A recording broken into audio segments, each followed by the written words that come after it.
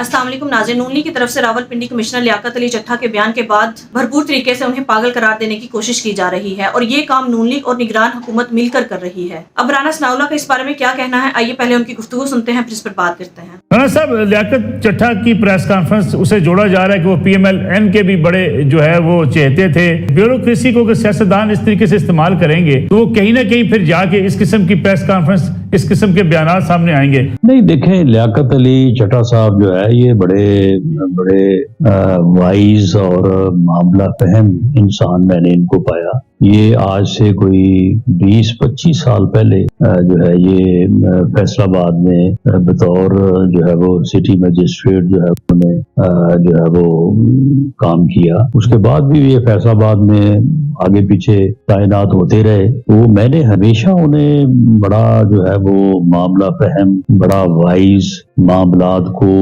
सुलझाने वाला, लोगों को साथ लेके चलने वाला और असर हाजिर के जो मुलाजमत के तकाजे होते हैं उन तकाजों को पूरा करने वाला पूरा दुनियादार आदमी है।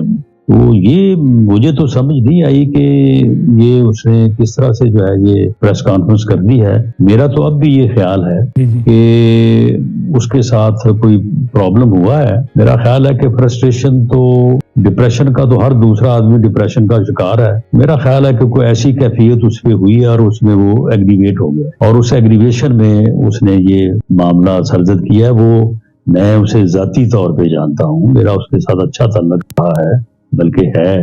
वो ऐसा आदमी नहीं है। वो उसने हमारे चीफ मिनिस्टर ऑफिस में बड़ी देर बतौर डिप्टी सेक्रेटरी जो है, एडिशनल सेक्रेटरी उसने सर्व किया है। वो तो यानी बड़ा लोगों के मामला को सुलझाने वाला बंदा है। वो कभी उससे तवक्को नहीं की जा सकती, जो लोग उसको जानते हैं, कि वो इस किस्म का जो है वो बयानबाजी करेगा। लेकिन अचानक राना साहब हुआ क्या?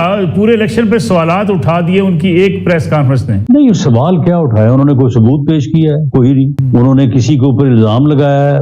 किसी को नहीं।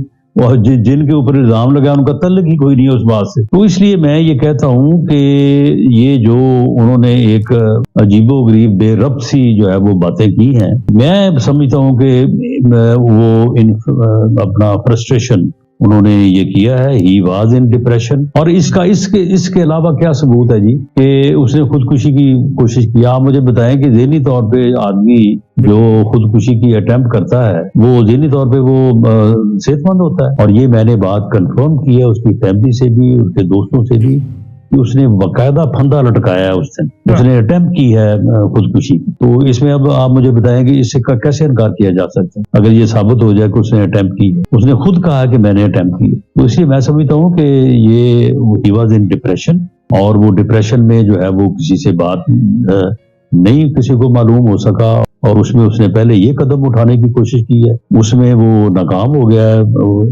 सुसाइड कमिट नहीं कर सका, उसने प्रेस कॉन्फ्रेंस कर दी। राना साहब, अगर सोशल मीडिया की बात की जाए तो आखिरी चीज़ आपसे जानना चाहूँगा मैं कि क्यों PMLN इस वक्त जो है वो मीडिया के साथ एक महाजारी की तरफ बढ़ती दिखाई देती है।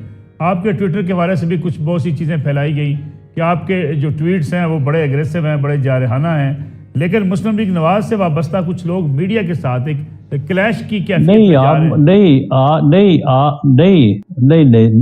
सुन ले, आप मुझे ये बताएं, एक सबसे बड़ा ज्यादा देखा जाने वाला चैनल जो है वो इलेक्शन पे तज्जिए और तबसरे के लिए लोगों को बैठाए। एक आदमी जो है वो पब्लिकली कहे कि मैं इमरान खान का कुत्ता हूं, मैं इमरान खान का मरासी हूं, तो उसे चैनल जो है वो बैठा दे तबसरा नगार बना के, उसके माथे पे जो है वो सीनियर तजियाकार और मुबस्सिर लिख के बैठा दे। तो यार को खुदा का खौफ करो। अब हामिद मीर साहब कितने सीनियर जो है वो हैं यार, ये कहाँ की सहाफत की आज़ादी है जी? मुझे आप अपना बताएं मलिक साहब। ये सहाफत, ये इसे आज़ादी सहाफत कहते हैं इसे? फिर यार वो झूठ ही हमारे गले में डाले तो क्या फिर हम गिला भी ना करें? अगर हम गिला करते तो कहते लो जी देखो जी आपने तो ये कर दिया, आपने तो मुहाजरा ही कर दी, आपने तो मीडिया के खिलाफ जंग शुरू कर दी। भी कौन सी जंग शुरू कर दी? नाज़रीन, राना सनाउल्लाह से पहले भी इस तरह के बयान आ चुके हैं कि रावलपिंडी कमिश्नर लियाकत अली चट्ठा ذہنی طور پر بڑے سمارٹ اور انٹیلیجنٹ انسان ہے اور بالکل بھی پاگل نہیں، اور جو ان کے ذہنی توازن خراب ہونے کی باتیں کی جا رہی ہیں وہ بھی سب جھوٹ پر مبنی ہے، بلکہ وہ ایک حشاش بشاش اور حاضر دماغ انسان ہے۔ رانا ثناءاللہ نے خود بھی اس بات کا اعتراف کر لیا کہ لیاقت علی چٹھا بالکل بھی پاگل نہیں اور وہ ذہنی طور پر سمارٹ انسان ہے۔ لیاقت علی چٹھا فیصل آباد اور باقی بھی بہت سارے شہروں میں اپنی خدمات سر انجام دے چکے ہیں، لیکن ناظرین ساتھ ہی ساتھ رانا ثناءاللہ نے یو ٹرن لیتے ہوئے کہا کہ لیاقت علی چٹھا مایوس ہو چکے تھے اور اسی مایوسی میں انہوں نے الیکشنز میں ہونے والی دھاندلی پر اپنا اعتراف جرم کر لیا۔ اب یہ نون لیگ اور ان کے سہولت کاروں کو سوچنا چاہیے کہ انہوں نے کس حد تک ایک انسان کو پریشرائز کیا اور مجبور کیا کہ وہ خودکشی کے بارے میں بھی سوچنے پر مجبور ہو گیا۔ آخر ایسی کیا وجوہات بنی، اندازہ کیجئے کہ انہیں کس قدر پریشرائز کیا گیا ہوگا، کس قدر مجبور کیا گیا ہوگا کہ وہ سوسائڈ کے بارے میں سوچنے پر مجبور ہو گئے۔ اس پر رانا ثناءاللہ کا کہنا تھا کہ وہ فرسٹریٹڈ تھے، اس وجہ سے انہوں نے یہ سب کیا، تو یہ ان کی بات بالکل حقیقت پر مبنی ہے کہ وہ فرسٹریٹڈ تھے، بلکہ اس وقت پوری قوم فرسٹریٹڈ ہے، مایوس ہے۔